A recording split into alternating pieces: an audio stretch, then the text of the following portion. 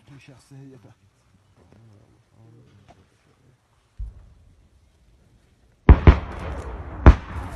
Şu yüreğe zındırır. Burası şu an dağıdı.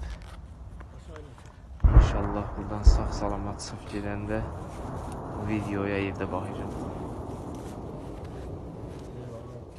Bu da bizim eşi. Eşi kömək edir bizi. Qoca, inşallah nətər olacaq? Qismət ilaydən də ağır sınaqdır.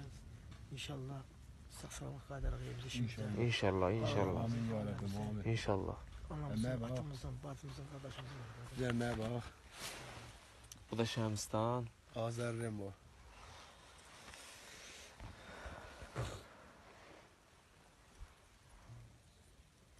Səxavət. Var Səxavət. Səxavət. Bakalım mışın yapıyoruz.